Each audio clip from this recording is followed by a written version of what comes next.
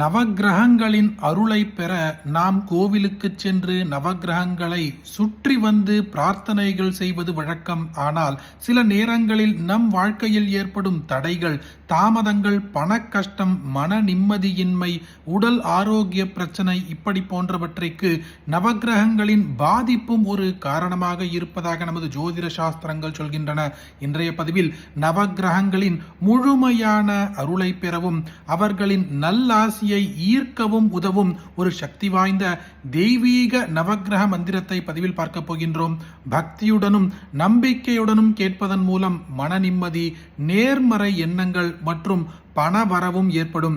அப்படிப்பட்ட சக்தி வாய்ந்த இந்த நவக்கிரக ஸ்தோத்திரத்தை இப்பொழுது பார்ப்போம்.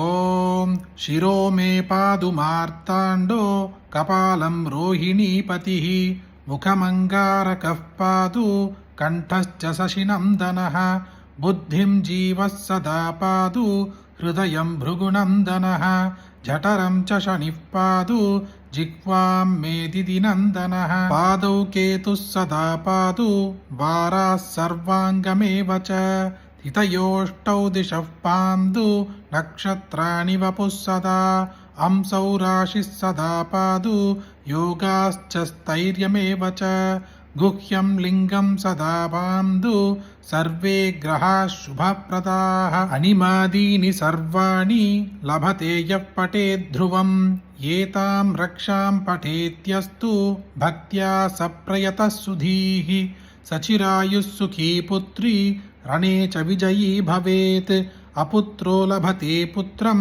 धनार्थी धनमाप्नुयात् धारार्थी लभते भार्यां सुरूपां सुमनोहरां रोगी रोगात् प्रमुच्येत भक्तो मुच्येत बन्धनात् जले स्थले चान्तरिक्षे कारागारे विशेषतः यक्करे धारयेन्नित्यं भयं तस्य न विद्यते ब्रह्महत्यासुरापानं स्थेयं कुर्वाङ्गनागमः सर्वपापैः प्रमुच्येत कवचस्य च धारणात् नारी वामभुजे धृत्वा सुखैश्वर्यसमन्विता काकवन्द्या जन्मवन्द्या मृतवत्सा च या भवेत् भक्वभत्या जीववत्सा कवचस्य प्रसादतः आदिदेव नमस्तुभ्यं प्रसीद मम भास्कर दिवाकर नमस्तुभ्यं प्रभाकर नमोऽस्तु ते सप्ताश्वरथमारूढं प्रचण्डं कश्यपात्मजं श्वेतपद्मधरं देवं तं सूर्यं प्रणमाम्यहं लोहितं रथमारूढं सर्वलोकपितामहं महापापहरं देवं तं सूर्यं प्रणमाम्यहं त्रैगुण्यं च महाशूरं ब्रह्मविष्णुमहेश्वरं महापापहरं देवं तं सूर्यं प्रणमाम्यहं बृंहितं तेजसां पुञ्जं वायुमाकाशमेव च प्रभुं च सर्वलोकानां तं सूर्यं प्रणमाम्यहं बन्धूकपुष्पशङ्काशं हारकुण्डलभूषितम् एकचक्रधरं देवं तं सूर्यं प्रणमाम्यहं विश्वेशं विश्वकर्तारं महातेजः प्रदीपनं महापापहरं देवं तं सूर्यं प्रणमाम्यहं तं सूर्यं जगतां नाथं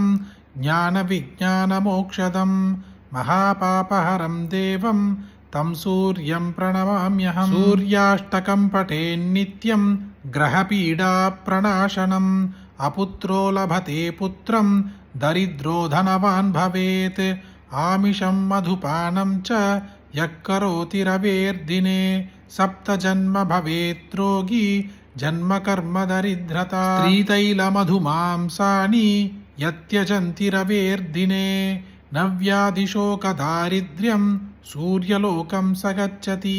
நமக்கு ஜாதகத்தில் இருக்கும் நவக்கிரக தோஷங்கள் அனைத்தும் விலகவும் பாதக கிரகங்களாக இருக்கும் கிரகங்கள் கூட உன்னதமான பலனை நமக்கு கொடுக்கவும் இந்த நவக்கிரக ஸ்தோத்திரத்தை பக்தியோடு ஒரு முறை கேட்டால் போதும். அப்படிப்பட்ட அற்புதமான இந்த ஸ்தோத்திரத்தை உங்களுக்கு தெரிஞ்ச எல்லாருக்குமே கட்டாயம் பகிருங்க. இந்த வீடியோவை லைக் பண்ணுங்க. நாளைக்கு மற்றொரு பதிவில் சந்திப்போம். ஹரி ஓம் மகா பெரியவா போற்றி.